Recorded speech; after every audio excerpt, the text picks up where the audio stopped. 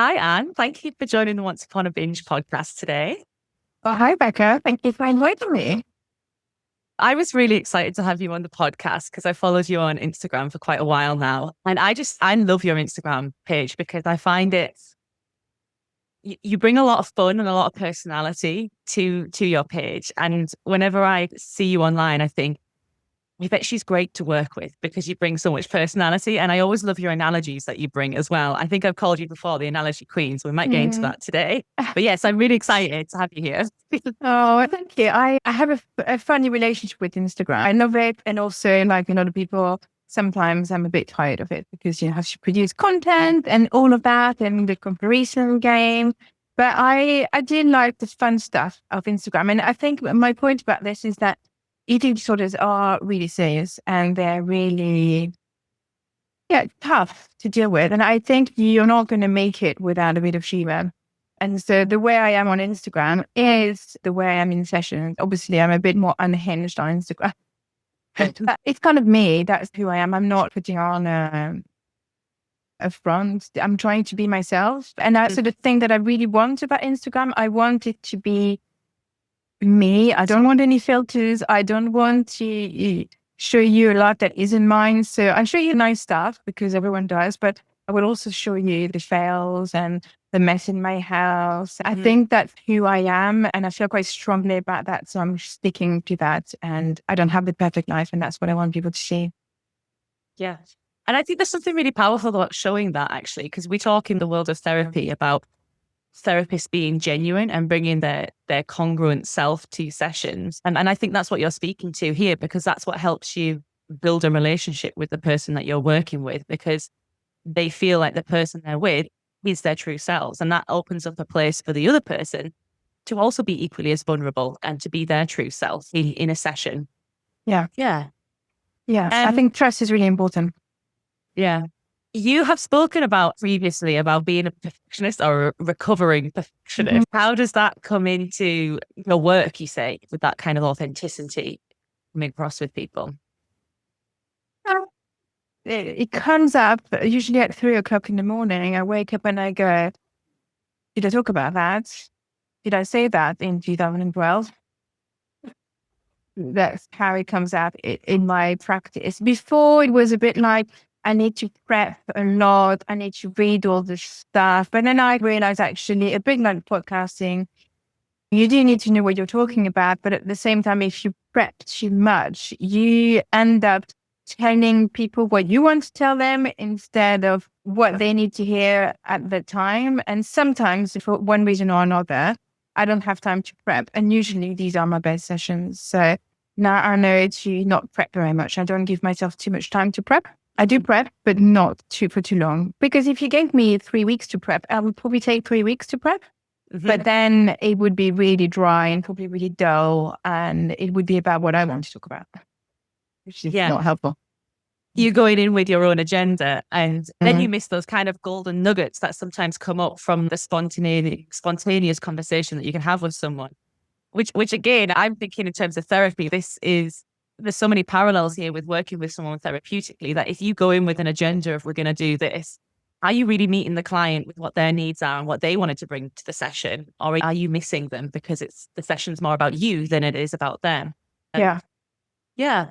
So tell us a bit more about your work with clients then, because we spoke a little bit before recording today about how you tend to work with people who are anorexic or more solely restrictive. And we had a very brief discussion around how actually I think most eating disorders do have restriction behind them. I know from my experience and people I've worked with and our listeners that people who are in that binge restrict cycle or would class themselves as having anemia or binge eating disorder, there is usually restriction in the mix. Even if it is mental restriction, it's in there and it's doing something. But I get the impression for you that you tend to work with people who are more solely restriction and less of the binging and purging. Correct me if I'm wrong there.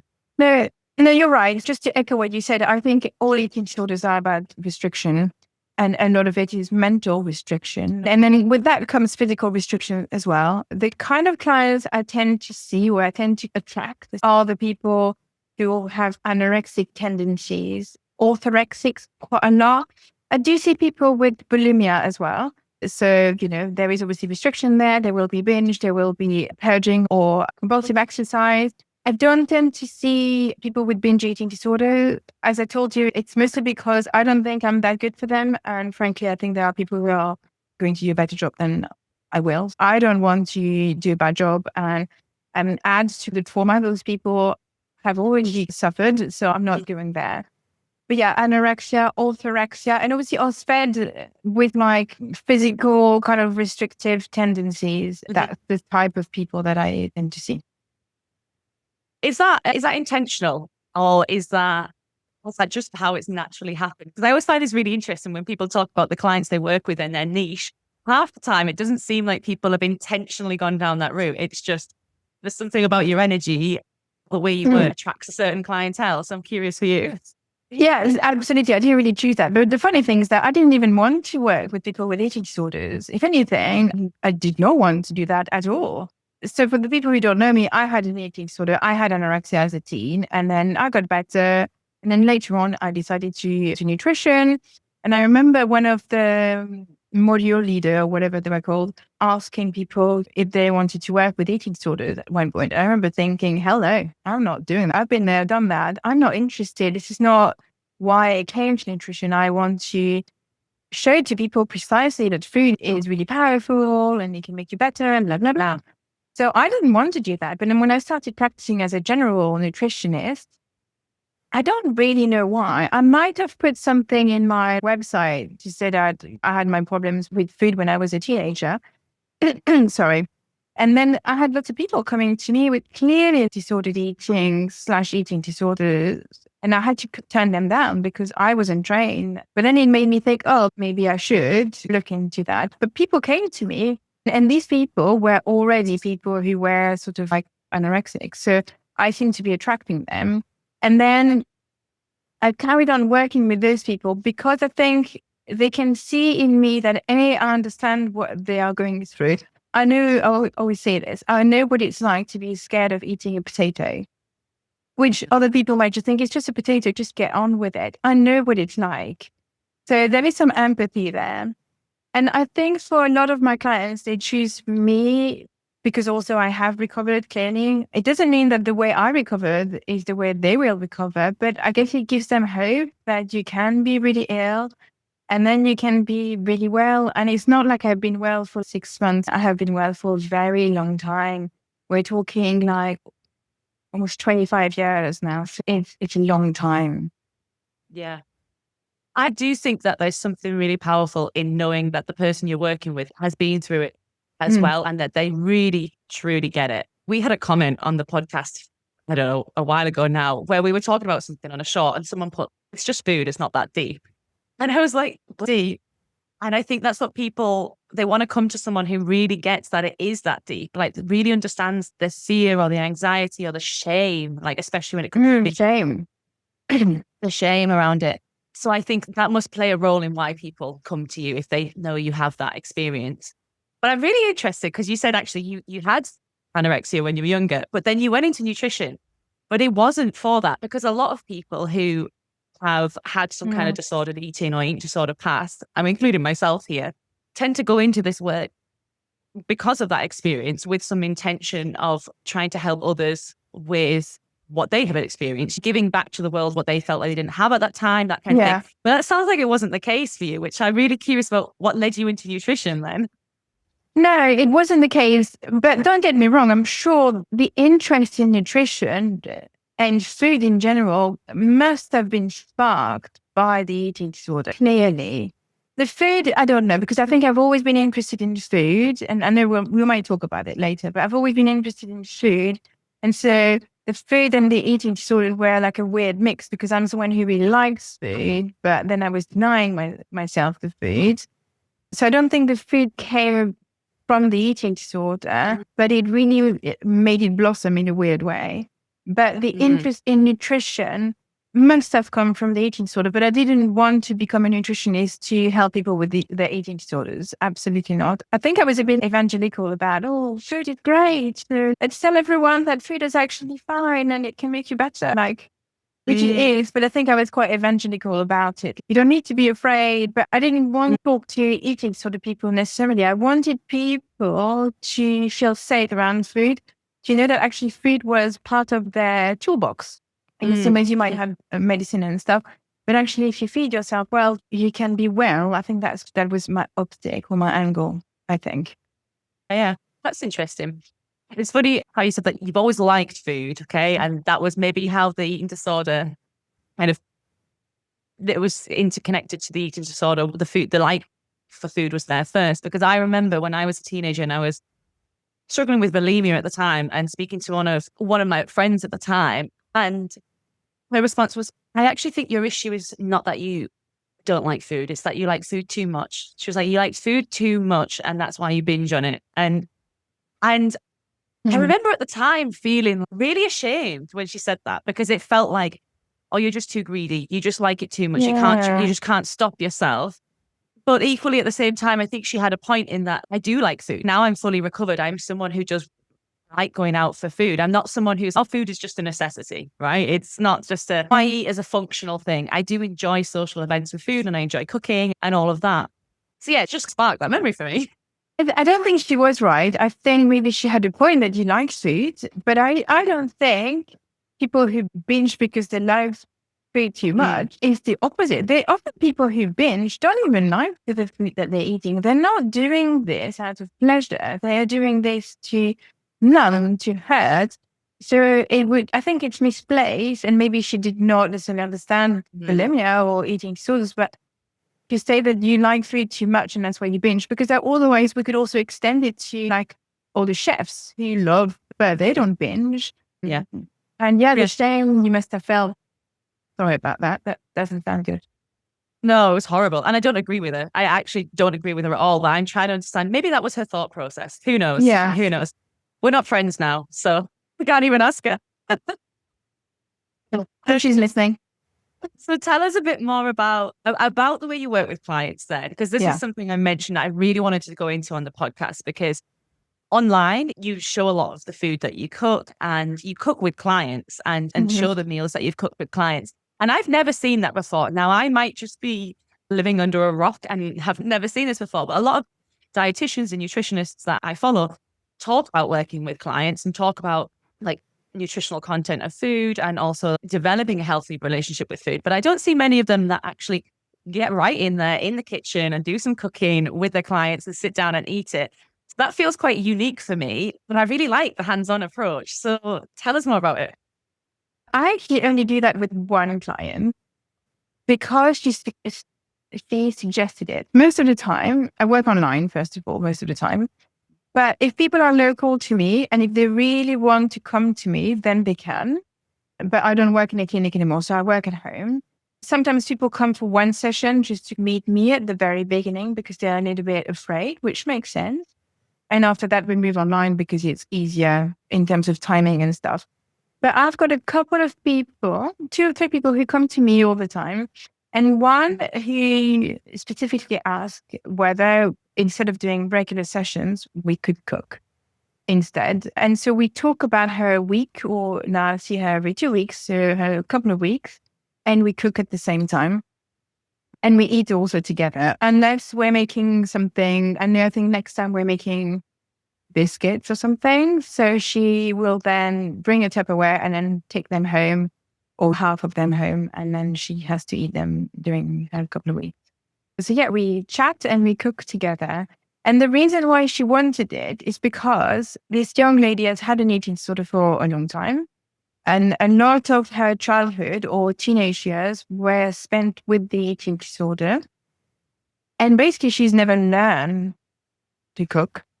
And even touching the ingredient was a little bit scary. And so now she lives on her own. And if she can't cook, how is she going to challenge herself to eat better if already putting like a tablespoon of oil is alien to her? So we're doing that together. And the funny thing is that I'm actually really rubbish at following a recipe. And she like me. Yeah. I'm rubbish, but I always think I know better. I'm just like, yeah, it says that, but it says peas, but we're just going to have courgettes. So it says pasta, but I don't have any, so I'm going to put potatoes. So it's usually we end up with something completely different. But we don't do that totally with her because it would totally stress her out. But it's been actually quite rare that we followed the recipe exactly to the letter, which has been really scary for her, but also really good because I'm like, oh, we'll be fine. We'll be fine. We've known each other for quite a long time now. So I'm like, oh, come on, it'll be fine. It's just an onion. It'll be fine. Okay, maybe let's go. Let's go. But at the beginning, she needed to do everything. So for example, the oil, she would put, if the recipe said 1 tablespoon of oil, I'll just go put it in. It'll be fine. But she needed to measure the oil with a measuring spoon. Usually she would put a little bit less and I would go, oh, excuse me, you need to go all the way to the top and she put it in.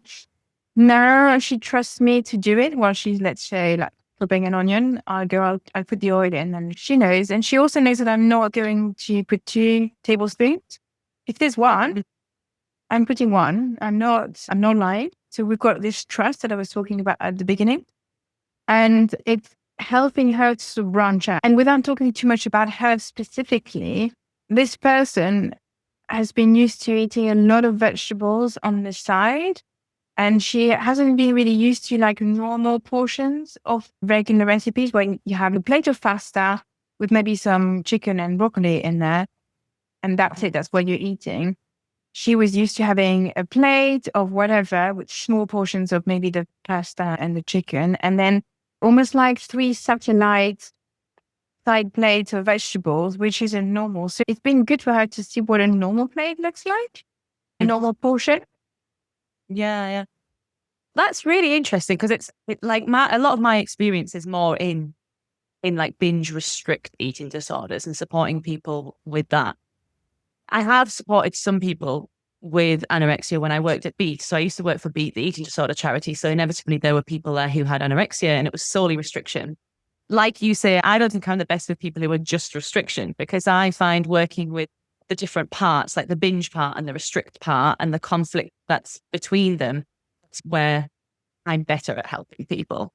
But the reason I say this is my understanding from some of the experience I've had with working with people who are anorexia, they can tend to have more ritualistic ways of eating. And what you're speaking to there sounds like that. Was it quite ritualistic with the plate and then having everything separated? Where do you, from your experience of working a lot with people who are anorexic, what's that ritualistic way of eating about, do you think, for people with anorexia? It's about safety and it's about control. If you always do the same thing, then you will hopefully get the same outcome. That's where we are. But the thing is, the outcome often, and we have to talk about that, is negative because they have an eating disorder and their life is quite limited. And so we need to look at that and think, okay, you're going to be safe in your outcome, but you actually don't like the outcome. It's a bit shit, isn't it? So what if we try to do something else? And it could be shit as well, but actually you've already got, sorry, am I allowed to swear? Yeah, that's fine. Swear away. Too late now. The outcome that you normally have is shit. The outcome that you don't know about could be shit, but shit for shit. You've got the same thing. It could also be worse. And if it is, we can always do something about that. And it could also be better. And if it is better, then you've got a different avenue. And most of the time it is extremely scary to change, but it is also better. You know, that person has learned new flavor combinations. She used to eat in a certain way. Now she doesn't. It's still restrictive, but it's a lot less restrictive than before. In terms of nutrition, she's allowed lots of different foods in her diet that she wouldn't allow before. She's also saving time and she's also saving money because a lot of my clients, she would choose ready-made like meals because you have the safety of the calories written. Now she can make things herself. And so she's saving money because of that. And she doesn't always know the calories. What we're trying to work on now is me picking the recipes. Because at the moment she's still like merrily picking the recipes and they're always quite conservative. I'd like to pick the recipe. Well, I've done it once and it was quite scary for her. I'll pick the recipe. It's not going to be a crazy recipe, but I'll pick the recipe. She won't know what the calories are. But I know when we've done that in the past, she was counting. She's extremely good at maths, which is unlike me. So whenever we have to change the recipe, I'll go, yeah, you did the calculations because I'm just pretending in my head that you know what you're doing. But she was counting. She was going, okay, we're doing this, so that's probably about that many calories. So we stopped because I thought actually it's more stressful for her right now. So I'm letting her choose the recipes. I agree to the recipes. If it was just like salad with cherry tomatoes, I would say, no, we're not doing that. But she is still picking the recipe. So there's still control. You were mentioning calories there, and it just sparked a question for me in thinking like around a lot of my recovery was I was a calorie counter. This food group's bad. So anything carb, rice was out the window. So potato, I was less bothered about nutritional content. It was just like I developed like these food groups are bad. So they are out the window and the goal is to eat as little as possible. So it was a lot of calorie counting to try and get under a certain amount per day. And my recovery was about learning to let go of that and move towards like actually eating without knowing what the calories were. And obviously still I will have some understanding to some extent because of the history of doing it so much. So I'll have an idea of this is how many calories are in a banana, for example, but not actually totaling them. My approach was anyway. With the people you work with where it is anorexia only in terms of restriction, is the goal to stop calorie counting, or is the goal to still, they would still be calorie counting, but working on increasing those calories? Or does that depend on where someone's at, would you say? And no, with me, the goal is always to stop calorie counting. And you can do that. Often people say to me, I know everything. Believe you me, I knew everything too. And now I am famous for having to check calories in the session with people. We're talking and I'll go, hang on a minute, I don't know. And I'll go on a website and I go, okay, that's that many calories in my head, just so that I know all that much protein. I vaguely know, obviously, I'm not stupid, but I don't know exactly. And sometimes you need to know I need to know just to make my point. So the goal is to completely stop calorie counting because we don't really need it. I always say to people, we already have, I don't know if you have any like tracking devices like app rings. I don't have any. Me either. I don't have anything. And that's because we don't need it. And we don't need one because we already have one. And it's built in. Yeah. Built in. I know I've eaten enough at lunch. I can feel it. It's not too much. It's just in Goldilocks. It was not too much, not too little. It was just enough. And lo and behold, later on, the hunger will come again. It'll just come like gently knocking, and then it will knock a bit louder, and I'll eat. And I'll stop because my body will know when. And then I will eat again tomorrow or whenever I feel like it. We've got this built in. When we were born, all of us knew what to do straight away. I've got 2 children, and I can tell you, my children knew from the start when they came out, when they were hungry and when they were full. And you were like that. I was like that. Everyone else was. Pretty much, unless there is some kind of problem. I'm sure that happens. Yeah. But most of us aren't like that. We've got it built in. So we don't need to count calories. It's not to say that you can have as many calories as you want. No, in the same way as you can't have as few calories as you want. There is a right amount, but we don't need to cognitively decide on that number. We need to let the body do its thing. And we get it wrong when it's made up by us or whoever. It's wrong. And that is what I always ask clients. I ask this question, how many calories do you need per day? And then they go, oh. And I go, okay. How do you know it's too much? How do you know your lunch is too much then? If you don't know what the goal is, how can you possibly tell me that it is too much? You have no idea. Then they might say it is blah calorie because my fitness pal told me.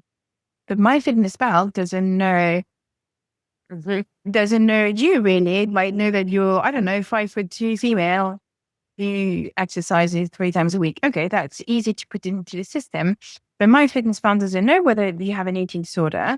And when you have an eating disorder, your needs are very different to a person without an eating disorder. So turns out you might need double what my fitness pal has said. You don't have a clue. You're always trying to count something that is irrelevant. And I have this analogy, which is actually one of my most rubbish analogy, but I'm going to go with it anyway. I knew the one would come out. And there's always one, but it's not my best one, just to say I can do better. But it's a bit like you're always checking the weather forecast. You're always checking the weather forecast in London. You're going, it's sunny in London, it's going to rain in London. I'm always checking the weather forecast in London. It can be quite time consuming and maybe a bit anxiety provoking if it's about to rain a lot in London. The thing is, I don't live in London. I live in Devon, so it's totally pointless for me to check the weather forecast in London. It's not relevant to me. I know it's weather and I have weather in Devon as well, but it might not be the same in London or in Devon. So why do you keep checking the weather forecast in London if you don't live there? To be the same with calorie counting. If you keep counting, great. Maybe you know that you've eaten 1,833 calories. So what? You don't know how many you need. It's a total waste of time.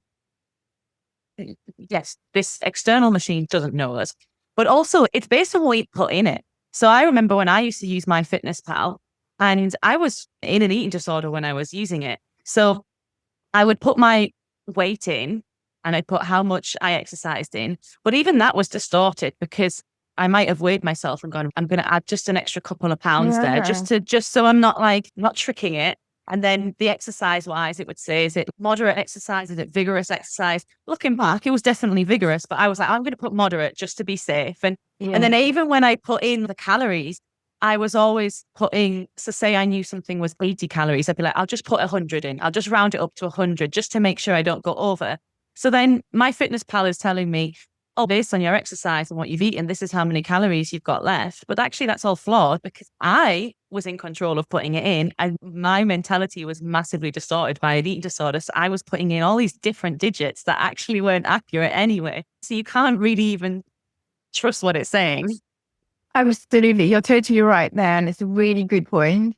And I would also say that some of the calculation or the numbers that MyFitnessPal might have or has might be wrong as well. So I've got the Waitress magazine in front of me, like the food magazine, and it might have recipes and stuff. And you look at the recipes, you might say, that many calories. Here it says, I don't know what it is. It's some kind of yogurt thing. Calories, that many grams of protein. Sometimes I'm looking at recipes like this and I'm just going, there is no freaking way this has that much protein. That is wrong. So a lot of things are wrong. I'm not saying this one in particular, but a lot of things are wrong because they're rounded up. And also, as a nutritionist, I can tell you that it's really boring, but it's maybe interesting for people to hear that. It's not because you eat 100 calories, you ingest 100 calories, that you actually absorb 100 calories. Yeah. Some foods are much harder to digest. Some people don't chew things very well. Also, if you have an eating disorder, you are not that good at absorbing things. So you don't actually know how much you absorb of those calories. And that has also a major impact. Yeah, I actually think that's a really helpful thing for listeners to hear, because I was aware that 100 calories, if I ingest it versus someone else, we might not ingest the same amount. But actually hearing about why that is, about how, depending on your metabolism and how easy foods are to digest and chewing them, etc., that's really helpful, I think, for people to know that. Because I think sometimes with this, I think psychoeducation is really helpful in eating disorder recovery, I think massively. Yeah, and that's what I did. You asked earlier about how I work with people. So yes, with this client, we cook together. And I think it's really helpful. We might come back to that. But with other people, obviously, I don't do that. And it's more like a talking therapy. There will maybe be a meal plan, sometimes delivered by me, but often delivered by dietitians from their team. And my job is to offer psychoeducation and to sort of hold their hands when it comes to actually applying the meal plan. And a lot of my work is going to be about the beliefs that they have around food. So going back to the potato, what is your head telling you about the potato? Oh, it's really bad. It's really fattening. I should have a sweet potato. And then we might actually spend an hour just talking about potatoes. And that's when I might just look at fat and I go, okay, what is it about the potato that's so bad? And okay, let's look at the carbs and let's compare. And we work a lot with facts. We have to. And so we might do some fact checking. And I actually, did you know that the potato is blah, blah, blah, blah, blah. And that can be really helpful, I think, for people. So it's not just me saying, come on, potatoes are good. You need to eat more potatoes, because that's not really going to help. Yeah. What would you say to someone who, so obviously there might be quite a lot of my listeners who definitely have restriction, but are not necessarily anorexic. So there's a binge restrict cycle going on. And intuitive eating has boomed and it's really popular, and it's helped a lot of people because it is about helping people get back to the state of trusting ourselves. What we spoke about, we don't need an Apple Watch. We don't need this. We can learn it ourselves. We're born with it. And I know it's not as straightforward as that. There's many steps to get there. And I understand that your perspective on intuitive eating is that it doesn't work for people who are really in the early stages of eating disorder recovery. And I understand that in terms of the body signals are so skewed that you can't do that. Like, when am I full? When am I hungry? And I totally get that. But for people who maybe are either later down the line in recovery, or their hunger and fullness signals are not quite as skewed through their eating habits, intuitive eating kind of puts gentle nutrition towards the end of the framework. So it's all about, let's challenge the food rules first. Let's introduce permission for all foods first. And once we've got that, then let's bring in nutrition. What are your thoughts on that? Do you think that's the approach to take it, as in bring in all and then work on nutrition? Or do you bring in nutrition along the way? I'm just curious from a nutrition perspective, like where you see nutrition coming into recovery, at what stage? I think it needs to be relatively early because it depends. If we're talking about my clients who are not eating very much, nutrition has to come early because we need them to be able to think, and without the food, they can't think. If we're talking about maybe people who are not as underweight, I think it still needs to be quite early on, because we need to challenge their beliefs and challenge their behaviors, and those two are done together. But intuitive eating should come relatively later on for everyone.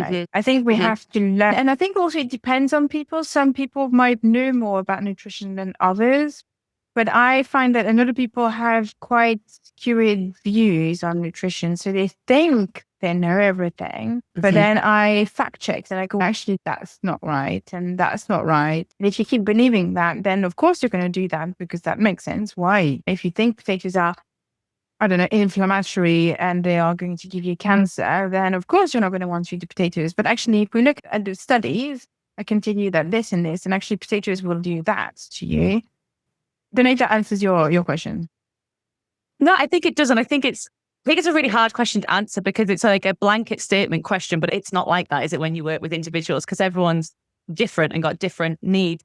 Because I'm thinking about in my recovery, there was definitely a period of time where I had very little nutritious food, like nutritionally dense food, because I needed to really work on, I'm introducing all of these forbidden foods, all these foods that I fear, that I'm telling myself are wrong, that if I eat these, I'm going to absolutely balloon and become incredibly unhealthy, all that. I needed to have a period of time where actually I really worked on introducing them back into my diet and learning none of those things that I thought were going to happen actually happened.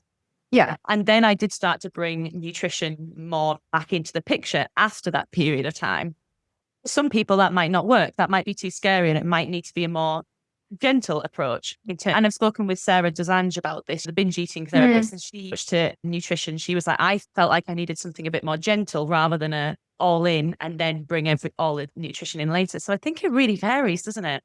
I think it depends, but I would say that if someone is bulimic, let's say, and has a tendency to sort of restrict and then binge and purge, I think nutrition is important that because if you try to reintroduce just the fear foods, which might be like quite highly palatable food, not very filling, it can actually make you binge more because you're not feeling quite full, and you might be quite anxious about having eaten, I don't know, a crisps or something. Actually, talking a little bit about, actually, you need more food earlier in the day. You need a bit more protein without becoming obsessed, so that you're not feeling hungry, even though you might not recognize it as hunger. It's going to be hunger just to stabilize you. So with someone with bulimia, I think nutrition is actually a bit more important than maybe with someone with anorexia, because the reality at the beginning, someone with anorexia, we don't really care what they eat, provided they eat enough. obviously I teach them what to eat so that they have a framework. But if they want to eat, if someone wants to eat 2 packets of biscuits, I'm not that fussed. Because they're actually getting food in Yeah, calories. And yeah. might not be great for their mind because they might think, oh my God, I'm binging. And I'm not saying you should do that, but I'm not panicking thinking, oh my goodness, they've eaten that many calories. It's terrible. I don't care. Necessarily. I think as a nutritionist or a dietitian, I think you have a really hard job, to be honest, because I imagine sometimes, especially if you're working in this field of eating disorders or disordered eating, that you are having to challenge a lot of messaging put out there around diet culture and wellness messaging. So you're going against that. And then you've got the client that you're working with who has absorbed some of that probably and may have their own different beliefs around food. And then you're trying to work with someone to develop a healthy relationship with food in all levels, not just physically healthy, but like emotionally, all these different aspects. And trying to re-educate in nutrition, but don't want it to become another rule. And that must be the challenge, right? I want to educate you around nutrition, but it doesn't have to be something that's another rule that you've got to follow here. And that seems really hard. Yeah, and bizarrely, when we start, I have a rule, and I always start with like a double rule, and I explain to my clients why that is. And the reason is, I know you come with lots of rules, so you're used to rules. So I'm bringing some new ones.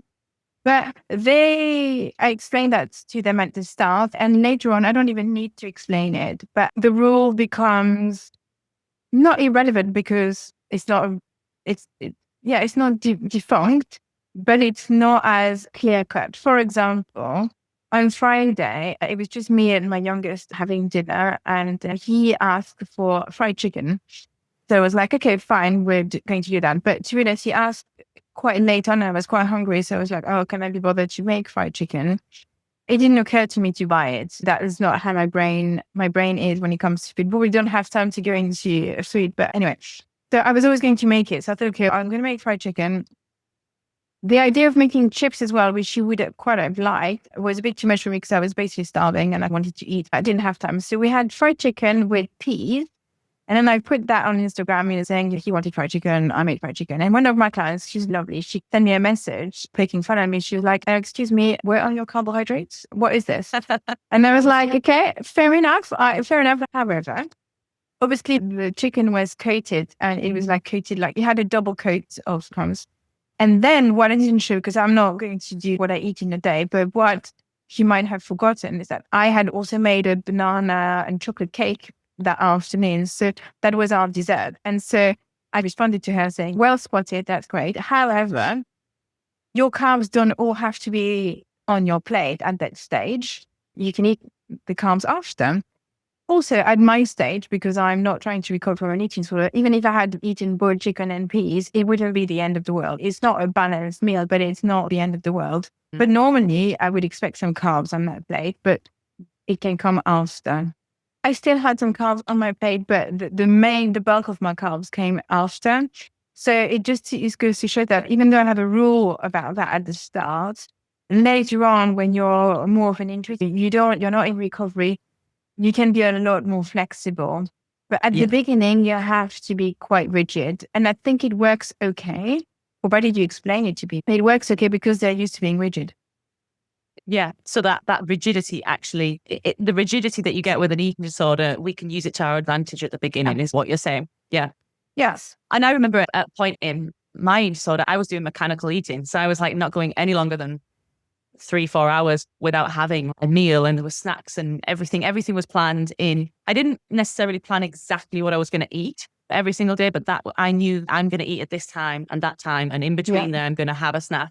And now I don't eat like that, and I've got the flexibility to. I think the times I eat are actually a bit crazy compared to other people because I work nights in my other job, so everything shifted later for me. But it works for me, and it works for my lifestyle and my hunger and fullness signals. That's how it works. If I tried to eat the way I eat now when I was in recovery, I wouldn't have responded well to it because it didn't have enough structure. There was too long between meals, but it works for me now. And I think that is something that flexibility grows as you go through recovery, doesn't it? I have to say that shift workers have a harder job when it comes to food in general, but if you're in recovery and you also do shift work, it's hard. And also there is always the temptation, or not the temptation, but being really busy and couldn't have a lunch break, time for a snack. And the eating disorder can really sneak in. It's harder. And if you work nights as well, it's hard, I think. Yeah. Yeah. And then when I work days, when I'm not at work, I switch into a day routine. And then my eating also looks slightly different then as well. So I have to have some flexibility in how it changes day to day. And it works for me, but it would have been a big challenge. I wasn't working nights when I was recovering from an eating disorder. So But it probably goes to show that you are well recovered, because if you can switch from day shift to night shift and vice versa without your eating being affected, that's pretty hard to do. So it just goes to show that you are solid in your recovery. Okay. Thank you. On that point, actually, I want to hear your thoughts on the idea that the eating disorder never goes away. So some people have this idea that with it, if you've had an eating disorder, it never ever goes away. It's always there to some extent. And I don't know how I feel about this, right? Because I feel very solid in my recovery, and on a day-to-day basis, I don't have an eating disorder voice that's there, and it's always there, and I navigate my world. Because the idea for me, when people say the eating disorder is always there, it never fully goes, I have in my mind, there's still always a little eating disorder voice there, but you know how to manage it, you know how to keep it at bay, and you can live your life without that stress around meal times and body image. That's how I imagine the eating disorder voice. So that might not be actually how everyone experiences it. And that's not the case for me. What I would say is I do know that binging would be a coping mechanism for me. So if I get very stressed, I know that the urge to binge could appear. So if I have that urge to binge, I'm like, oh, okay, there's something that's not going well for me in life right now, because that wouldn't come up if everything was feeling okay and feeling manageable. But I don't act on the binge, and it's very rare that it comes up. So for me, I'm like, I don't know if I would say that eating disorder never goes away. I view it more as, I know that I'm susceptible to that as a coping mechanism because I've learned it as a coping mechanism, but it doesn't feel like the eating disorder is always there.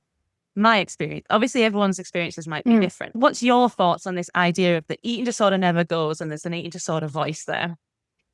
I tend to agree with you. And I've got another analogy. Sorry.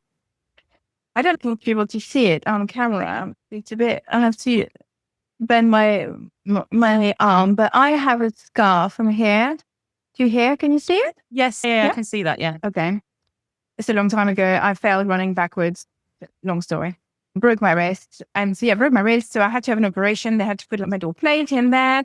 And it was about 18 years ago. So obviously when that happened, it was broken. So I couldn't use my wrist. It was really painful, blah, blah, blah. Then I was able to return to doing some exercise, but I was quite weak. I was quite weak and it was a bit painful. And then gradually it became less painful. And now I am totally fine. I'm strongish. I can do lots of things, lots of yoga stuff, because it's healed. That's how I see my eating disorder. I have a scar and it will always be there. You will always be able to see that scar until I'm like, hopefully I'll get to be an old granny. And when I'm 97, I'll still have the scar. It will never go away. But my strength is there. I am not broken. My wrist isn't broken anymore. I can do stuff. It's just that I have this scar and it will always be part of my story. But I really resonate with what you said about binging being your coping mechanism, because for me, not eating is my coping mechanism. And I need to do a post on this. And it's been in my head for quite a long time. And it took me a while to understand that. Essentially, when I started with anorexia, I always thought it was because I wanted to be thin. And there was that was strongly a part. But now as an adult, I can see that actually my home at the time was very, I don't know if scary is the right word, but there is a lot of volatility in the house I grew up in. I was a bit afraid. And actually, it probably started like this. When I am scared, I shut down. And I've been recovered for a very long time. But I've had two instances when it showed up again, not wanting to eat. My mum died many years ago, couldn't eat. It's not like I wanted to be thin, but I really struggled to eat. And I made myself eat because I knew very well that it was not a good thing for me. And a year ago, something happened. I had lots of friends who were ill. And immediately, when I found out that I had lots of friends and another friend was ill, and it was just like the straw that kind of broke the camel's back. My body went, can't eat. And I ate, but it was extremely hard for me to eat. I had no appetite. I felt sick all the time, and my body was shutting down. And the strength of all of it was too much. And now I recognize that it is how my body responds. When I am scared, my body shuts down, which is really not helpful, because then if you don't eat, it was really hard for me to sleep. So I couldn't eat. Well, I didn't eat. I did eat, but not enough, probably because I was scared. And I couldn't sleep because I was hungry. And also because now I was awake, I was also thinking of all the things that I was scared about. So it was a really horrible kind of period of time. But I know now that it's nothing to do with food. It's something to do with something else. And I had to go through that, but it will always be there. I will always have that scar. And I guess if we go back to the scar, we can see that now and again, my scar gets a bit inflamed and I pay more attention to it. And I said, I'm really strong. I do a lot of yoga, and there's one thing I'm trying to do at the moment in yoga. I don't know if you know about. Do you know anything about yoga? Yeah, I actually went to India a couple of years ago to do yoga. So yeah. Okay, so I'm trying to do a pincha at the moment. Okay, do you know what I'm talking about? Yeah. And it hurts this wrist a little bit. And I actually last night I was in bed Googling, and I think it's something to do with my form. I think like I'm not positioning myself properly, but it's this wrist that is hurting. The one with the scar. Yeah, I'm always going to be a tiny bit weaker there. There's a weakness on my right wrist. And I'm going to have to be careful with pincha. I just need to I think it's something to do with my shoulders and practice, obviously, blah, blah, blah. But essentially, this is going to be the weak spot. And now and again, I'm reminded that I am a bit weaker there and that I have to pay more attention than other people who've never had an eating disorder. So that's how I view the situation. Is it always going to be with you? Yes, but almost like embryonically, it's a thing there. And then again, it might flare up, but you need to recognize it and put it back to bed and go, no, we're not doing that. But I also think generally that we can recover. Absolutely, you can recover. I'm completely not with people who say, when you've had an eating disorder, you will always have an eating disorder and you can't really recover. I disagree with that. Absolutely. Yeah, I think we're very much on the same page in that. Don't believe that you have to live with an eating disorder forever. I think some people may, but I don't think everyone who's had an eating disorder will live with it forever. I think it's just one of those things. Everybody has a different way of coping with stress or overwhelm or emotion, that actually once you've had an eating disorder, that is something that might be your brain's way of going to it. Oh, I'm going to restrict here. Oh, I'm going to binge here. Something like that. Another person's could be, they've learned that drinking helps them when they feel certain way. They don't walk around struggling to not drink to not have an alcoholic drink every single day. It's just something they've learned as a coping mechanism. And that's how I view eating disorder recovery. You can fully recover, but it may have little moments where you see it come through. Yeah, and that's also why I say sometimes to people, congratulations, you found a way to cope with your problems. You've got an eating disorder. It's not the best way, but hey, it shows you're resourceful. You found a way. You had a problem, you found a way. We just need to find another way of coping with that problem. But actually, you found a solution. Yeah, I take that approach with people as well. And can we develop some compassion for why you developed this? Because actually you developed it to protect yourself, to survive, to cope. There's a reason. You didn't just wake up and go, actually, I think I'll do this today because it'll be fun. No one does that, right? Totally. Yeah, I agree. Cool. That feels like quite a nice place to wrap up. Unless there's anything else you wanted to share or another analogy you wanted to just drop at the end. Not today, but I'm sure I'd love to speak to you again about other stuff. But I think today I've run out of analogy, but I'll come back. It'll come later. I'm sure I'll find some things to say another time. Thank you so much for coming on the podcast. It's been really great to talk to you. And listeners, if you have any questions for Anne, please drop them in the comments below. Or if you want to I don't know, share your thoughts on the whole is an eating disorder there forever mix, then let us know. I'd love to hear from you. And I have a feeling Anne will come back on the podcast at some point. I'd love to. Thank you.